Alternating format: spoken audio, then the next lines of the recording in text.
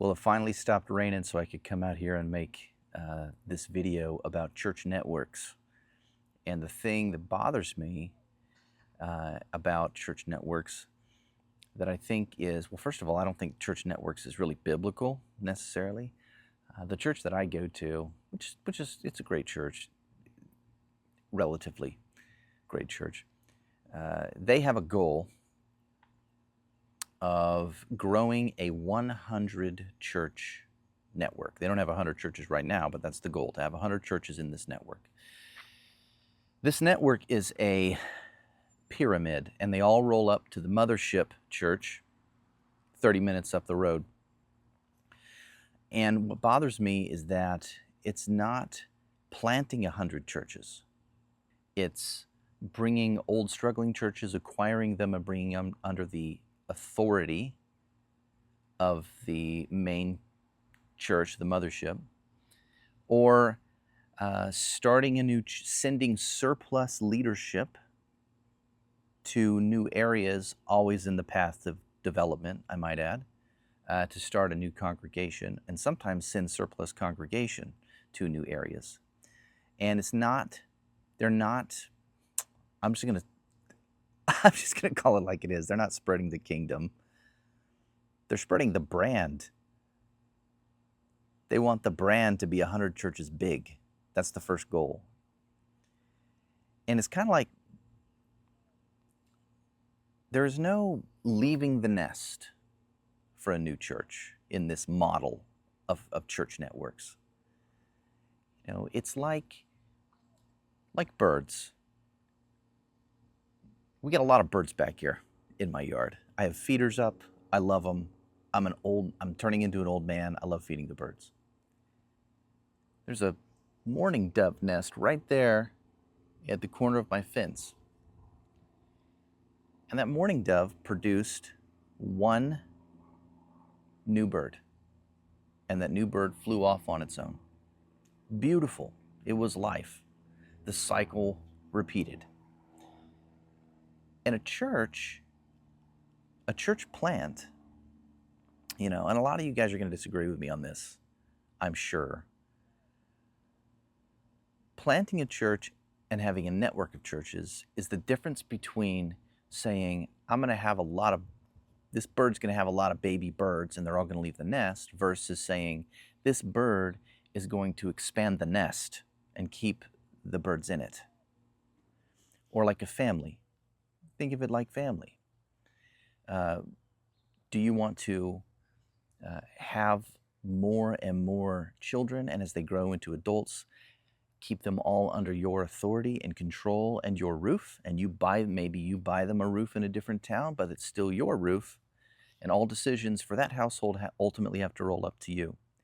Same type of thing. Or do you want to raise kids to be self-sufficient, mature adults with families of their own that will create children that grow into mature, self-sufficient adults and have families of their own?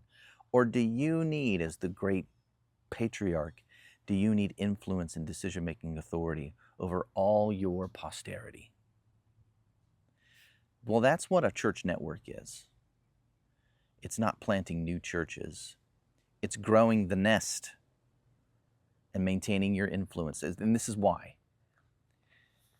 It's about influence over 100 different pastors. It's about money that flows from 100 congregations up through the network, up to the top. It's about 8 to 10 people that sit on the board of directors that now have decision-making authority, not over a 1,000-member congregation, but over 100,000-member congregations. Over thousands of families, tens of thousands of people are affected by the decisions made by 8 to 10 people, a board at one church, the mothership church. And it makes one want to rather be on the board of the mothership church as opposed to on the board of one of the new little church plants. So it's about influence and it's about money. That's what a church network is about. It's about control and it's about dollars. It's gross. It's gross and I hate it. It's the way the world is, I understand. But the expansion of the brand is really the expansion of influence and ultimately the expansion. You're casting a wider net for dollars is really what you're doing.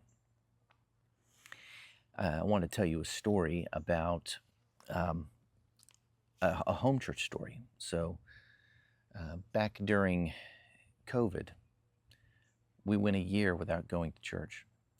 And we left the church because of how they handled the whole COVID situation, and didn't go anywhere for a while. And then a friend of mine locally said, "Hey, we haven't done church in a long time. We're going to start gathering, just having people over to our house. We're going to start worshiping here at home." And he invited me, and we went, and it was wonderful. And so it started out, 5 people, then it grew to like around 10 people. I think one time we had between 10 and 15 people, and it was just like 3 or 4 families. And it was small, and it was intimate, and it was beautiful. But we didn't we didn't have a pastor there bringing a sermon so much as we were watching the live streams of other churches as we gathered at home. Well, after a while, we found ourselves watching the live stream of a church, big church, great church up in Kansas City. And we really liked what we were hearing. We really liked the pastor, and we looked into that church, and all the families agreed that it was solid, theologically solid, and it was grounded. And we decided to reach out to that church in Kansas City to see if they might have any resources for home churches. Well, they were so excited. They immediately started throwing out the idea that we could be under their tax-exempt status, under their umbrella. We could be under that church, and we thought, wow, we could continue doing home church, and that would be really great to have, the resources of a huge church if we ever ran into a need. The pastor of that church, that big mega church up in Kansas City, actually flew down and visited with us during one of our home church gatherings, just like 10 of us there, and the pastor and his wife came down. And it turns out that they were willing to bring us under their authority and umbrella, and their umbrella of resources, let's call it. But there were some conditions that their big corporate lawyer of the church needed met first. And for us to continue as a home church and be under the banner and tax-exempt status of the big church in Kansas City, every adult who gathered in my friend's home had to go through a background check. Obviously, that didn't happen. I don't need a background check to go to my friend's house. And ultimately, what that meant was if I didn't do the background check and I went over to my friend's house for anything, not just the church gathering, it would put us in violation. It would make us there would be a liability, and we could lose that covering, that tax-exempt covering. So what I learned from all this experience is that churches, as they exist currently, they don't want home churches. They don't want people meeting in homes. They want, well, one reason they don't want people meeting in homes is because a home gathering doesn't have a huge operating budget, for one. It doesn't require lots of resources to maintain that gathering.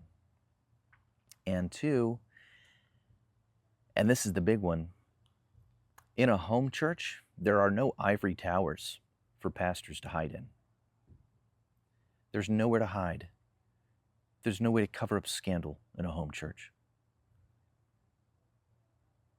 Whereas the existing corporate structure where the government's hands off and can't take a look at anything because of the tax law and the Constitution, it is a petri dish for corruption. So yeah, it's no wonder that church entities, corporate churches, corporate church businesses, let's call them, it's no wonder they don't want people gathering in homes. That's the biggest threat to them. That's a huge threat if believers were to start doing that. So anyway, those are just my thoughts. And so They don't want them meeting in homes. They want them meeting in church buildings, and they want to have as many of those church buildings in their network of influence, their branding network of influence and control, so they can siphon all those dollars from all those churches. Oof, man, I know that sounds cynical, but that's just how I see it right now. Maybe you agree, maybe you disagree. I would love to know your comments, and if you want more conversations like this, uh, subscribe, like the video, let me know. All right, I'll see you next time. Bye.